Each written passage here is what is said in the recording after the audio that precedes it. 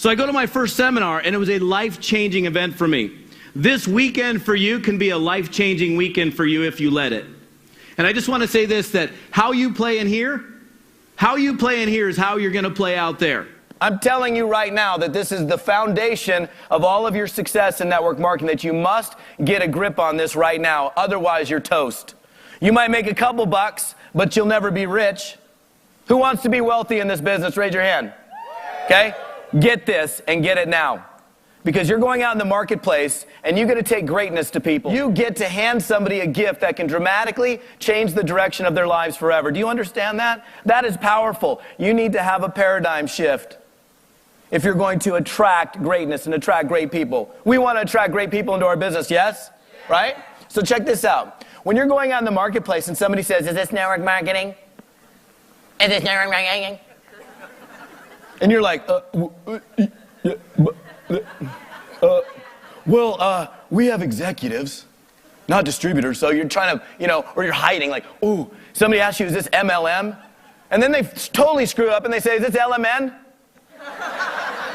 Well, if you're going to make fun of me and try to make me sound stupid, at least let's get the OPQRST right. Is this LMN? I've actually had some idiot say, "Is this LMN?" No, it's not.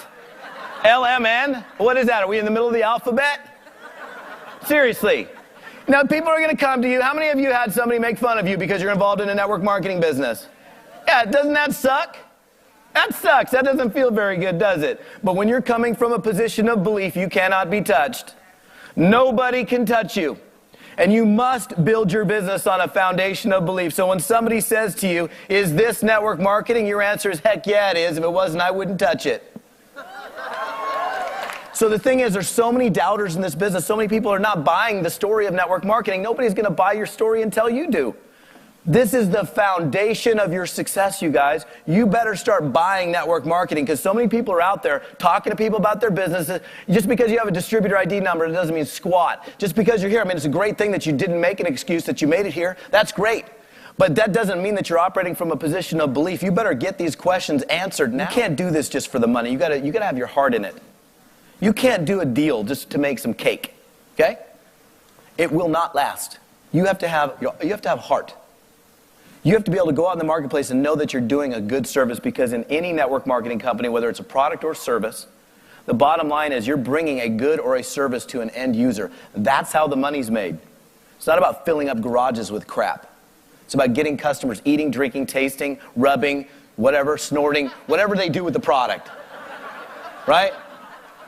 Focus on one thing. You guys,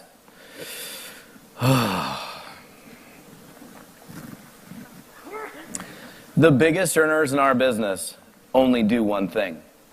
Who wants to be at the top? I'm serious here. This is not a joke. I'm talking, if you want to be in the top 2, 3, 4, 5, or the top 10 in your company. Scream loud if you want to be in the top 10 of your company. Now that's the energy that I want out of this audience. Well, you ain't going to do it by dilly-dallying around with multiple deals. And you know what? If people are making money in your company and you ain't, it's not your sponsor's fault. It's not the system. Oh, we don't have a very good system. He wasn't there for a three-way call. You aren't very good for my three-way calls. It's not your product's fault. It's not the company's fault. It's not customer service's fault. It is your fault. You get to blame you for either your success or your failure. Either way. If there are people making money in your company, the grass is never greener on the other side. Outproducer strategy number 3 is pick up the pace. If you want to outproduce people, well, I'm gonna talk to somebody today. Then I'm gonna talk to somebody in a week from now. I'm going really fast.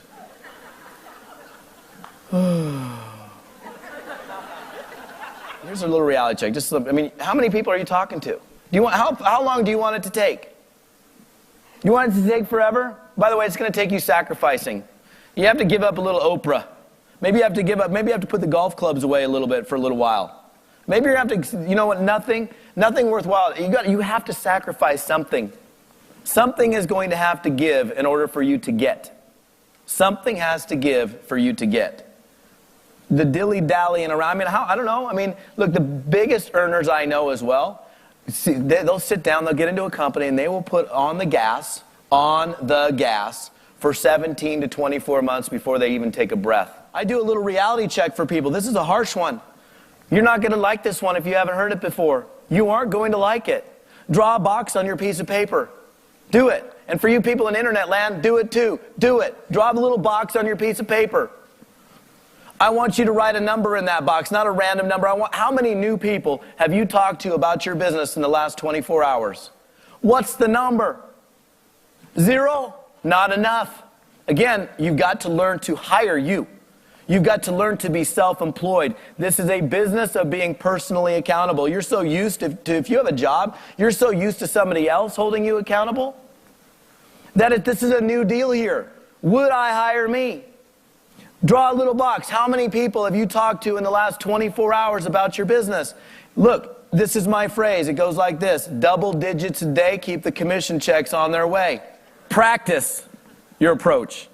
Practice. You don't want to pick up the phone using your scrum. Hi, is Bob in? Hi, Bob. My name is Todd Falcone. Falcone, I'm sorry. I'm calling you because your name was referred? Referred?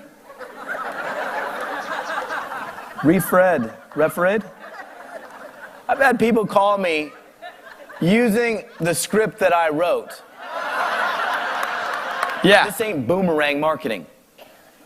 This ain't this. Like, you talk to a prospect and you throw out the opportunity, you just chuck it to them like a boomerang. Waiting for it to come back to you. Success comes to, again, what did I say the other day? Or what did the MC say the other day? Success comes to those people who come and get it. Go get the business. Don't wait for it. You will never make a dime in this business until you make contact with a human being. Do you understand me? You can't make no money.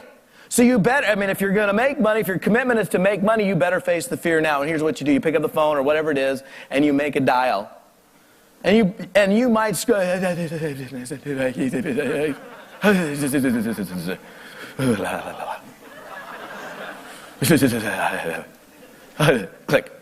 You didn't even get a word out, but you hung. At least you made the call.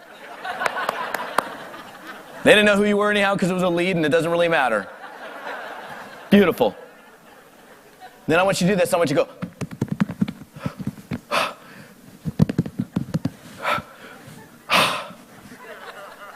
I'm alive. I've never seen anybody. You know what? God wants you to die right now. It's your time anyhow. You ain't going to die from prospecting. You might die by looking at the phone of old age. Pick up the phone and make a call. Touch yourself afterwards. Take a deep breath and go, I'm alive. A couple of little last minute tips. I want you to start using your ears. Pay attention. Pay attention to the simple clues people are giving you. When you call somebody up on a follow-up call and they don't show up, that is a clue that they're probably not interested. So don't call them 17 times. Well,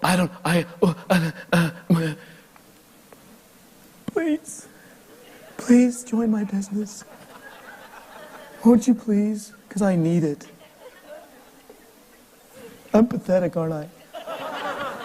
That's what you're communicating by following up with somebody who's not responsible enough to call you back. You have to ask questions and start listening.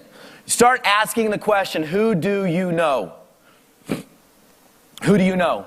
When somebody says no to you, you better finish up each call. And I don't care. I want you to go put it on your phone. Type it up in really small, about 8 size print, bold. Who do you know? Put it on your iPhone. Tape it to your iPhone. I'm serious here. Post it in front of you on your whiteboard. Do something so it becomes habit. Start focusing on them. If you ask a question and you get somebody talking about themselves, it's all revealed to you. Do you understand? It's over for you. You will start bringing so many people into your business if you just simply start asking the questions and listening. And so my first lesson is this. When somebody has something that you want and they're willing to show it to you, you don't reinvent the system. And too many people get in this business and they think, oh, I want to do it my own way. Let me take your idea but tweak it and just make it a little bit my own. That's not really the recipe for success, is it? If somebody has something that you want and they're willing to show you exactly how they acquired it, why would you even think about for a moment of reinventing the wheel? How would you act if you were making $20,000 a month right now? Would you be acting differently than maybe you are right now? And if so, then start acting like that. Write it down. Go in your journal and go, if I was making $20,000 a month, this is the way I would act. This is the way I would act with my prospect. You can't get into this business and try it for a little bit. And there are a lot of people that even show up for seminars that have distributor ID numbers, that show up for events, that still have an out for themselves. That are like, hey, I'm going to go for a little while, and if this works out the way I expect it to work out, then I'm going to hang out. But then if it doesn't work out the way I expect it to work out, then I'm going to go back to what I didn't like to begin with. And that, to me, it really is the definition of insanity. You talk about the definition of insanity is doing the same thing over and over again, expecting a different result. To me, the definition of insanity is doing something, going into, not liking what I'm doing, going and trying something that contains the mechanics of wealth, that has the capacity to create life change, trying it for a little bit, and then going back to what you hated to begin with or what you didn't like so much to begin with, which caused you to go look at this in the first place. Make sense? Why would you ever quit network marketing? My success has become because I've been willing to go get it. Your success, lay down sales happen every now and then, but you're not going to build a career on lay down sales.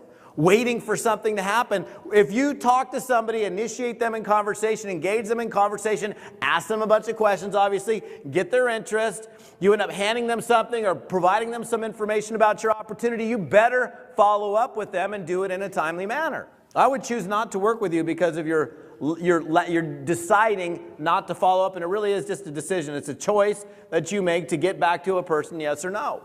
But as long as you're working yourself forward, paying attention to clues that people are giving you. The fact that you're here, the most important thing out of this weekend is that you take this information, whatever nugget of information, and you apply it.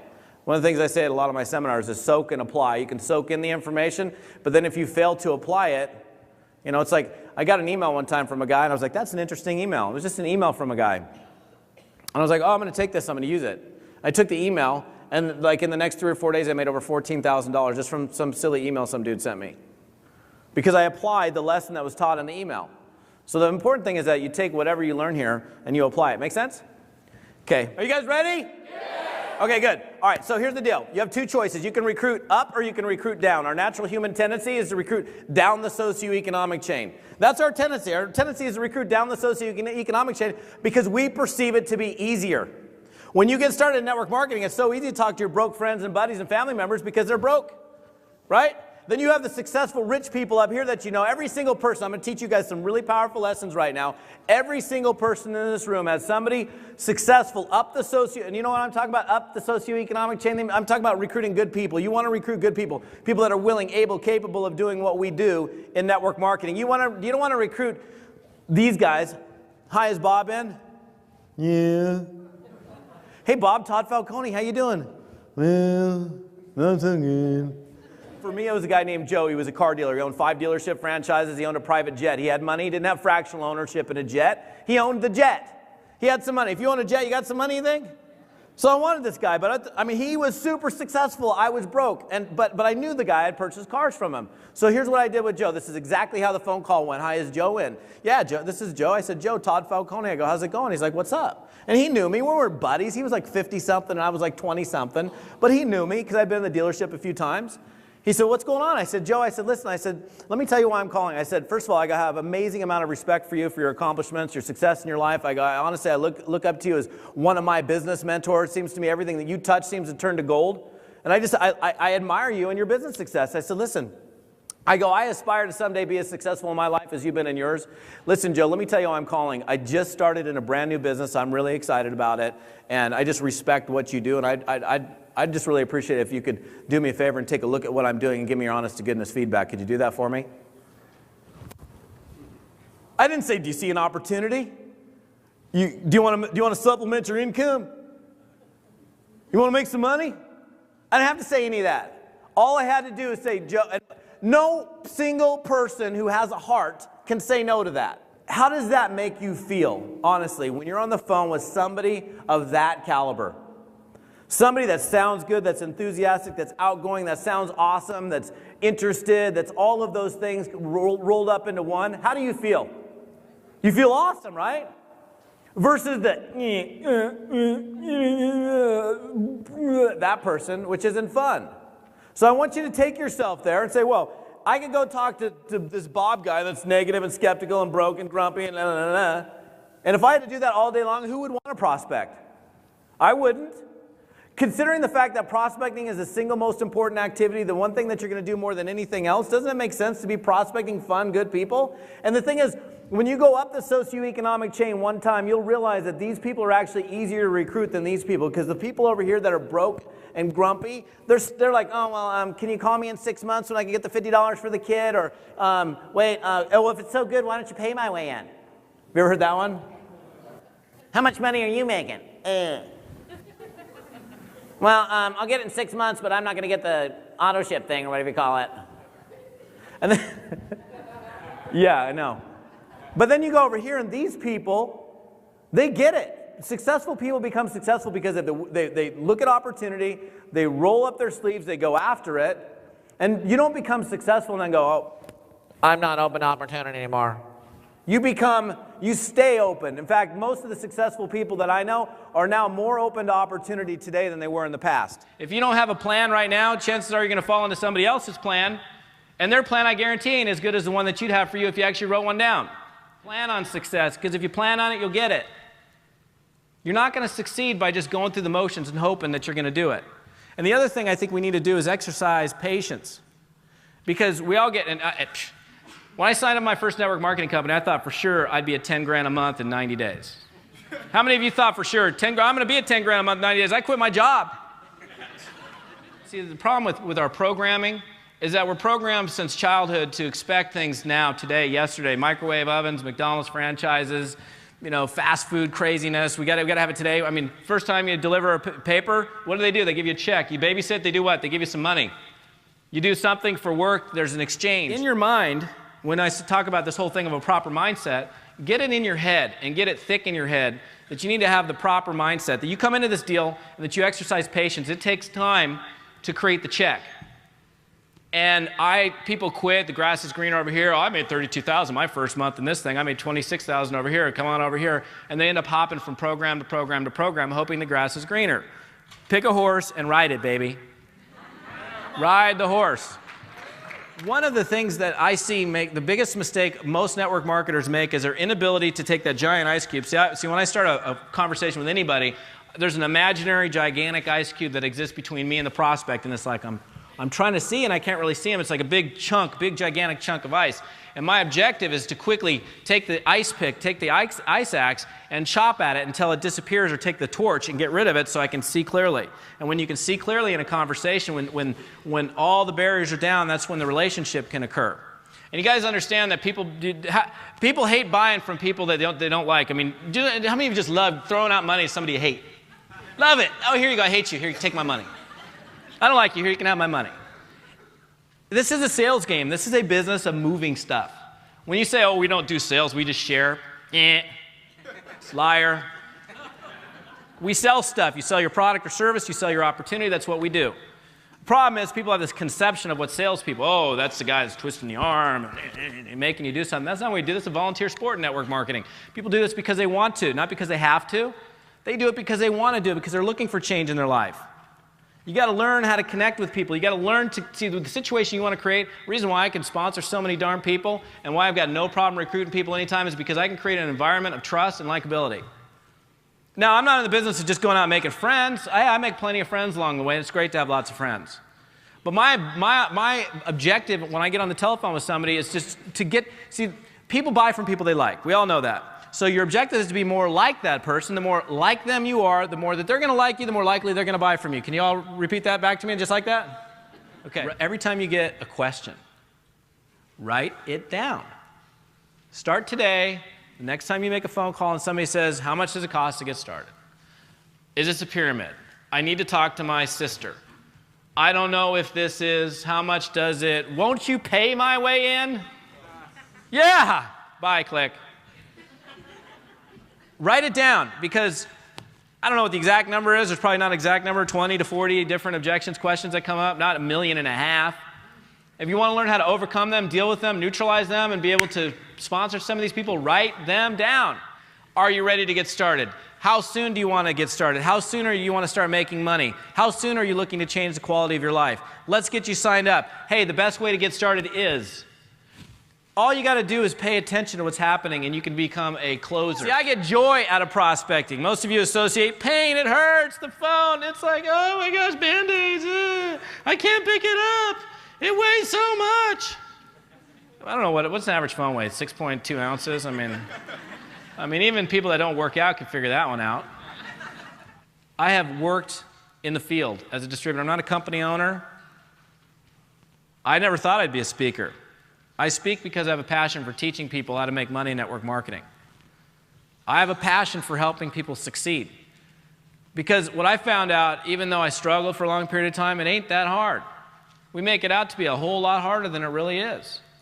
And I'm not saying it's not hard work, because you're going to bust it. I mean, if you're going to make money in this business, you're going to bust it. You're going to commit, and you're going to have some sacrifices. But, you know, network marketing, scale of 1 to 10, 1 laying on the sofa, 10 brain surgery, we're probably about a 3, 3.5. But we make it to be like a 15. The funny thing is, my whole life, the people, and this is interesting, in network marketing, isn't it fun how the people that love you the most, your friends, your family, are the least supportive? When I started in the business, my mom goes, "You're in one of those pyramid things. I'm making you pay back your college education." Doing it and just going through the motions to make some money and doing it, that ain't going to keep you in the game, because I can guarantee you this, you are going to be challenged. If you haven't been challenged yet, you're going to get challenged. There are going to be days where you feel like quitting. Anybody in the room ever feel like quitting? Ever? Yeah. I felt like giving up. I have no clue why I'm still here today. There were times where, for all intents and purposes, I should have been a statistic. You know what a statistic is on your genealogy? It's a 0. It's somebody who quit. It's all decisions. We all have choices, right? You have the ability to make a decision each and every day. Change also, by the way, happens the instant that you decide something. Like if you're not committed right now, some of you, I've had conversations, some of you are like, not really committed to the business yet, and you're just making a decision right now. Well, the moment that you make the decision, that change has already begun. One of the decisions that I made that I fought really early on, and I just didn't understand the whole personal development, personal growth thing, was, I mean, being like literally arm twisted into going to a seminar. I mean, they were like twisting my arm to get my butt to the seminar. I was like, I'm not going, I don't have the money. And I went there and it changed my life. And Mark Victor Hansen said the same thing today. He was talking about, you know, having to go this, that's the same experience that I had. The first seminar I went to was like, oh my goodness, now I get it. Now I understand. There's never been an event that I've ever been to and I was like, oh, I wish I had less people here. Even when I had hundreds of people from my own personal group there, I was like, oh my goodness. I just felt sorry. I felt sad for the people that didn't make the commitment to be there. You all deserve, if there's anything you're going to invest in, instead of a latte, invest in your personal education, your personal growth, your personal development. If you can get good at enrolling people consistently, easily, and effortlessly with joy, then you get to have all the other fun problems. You know what I'm saying? No, I'm serious. You can't experience all of the other fun problems unless you can easily enroll people. Because if you can't enroll anybody, you got no problems other than the fact that you can't enroll anybody. But the other thing is like, well, what do I do because this person's doing this and this person's cranking? Well, where do I spend my time? This person's lagging, this person's building. What do I? That's when, you know, you get to experience all those other things that happen in the business, but only if you can start consistently enrolling people. If you can consistently and easily enroll people, there's probably a good chance that you can teach other people how to do it, right?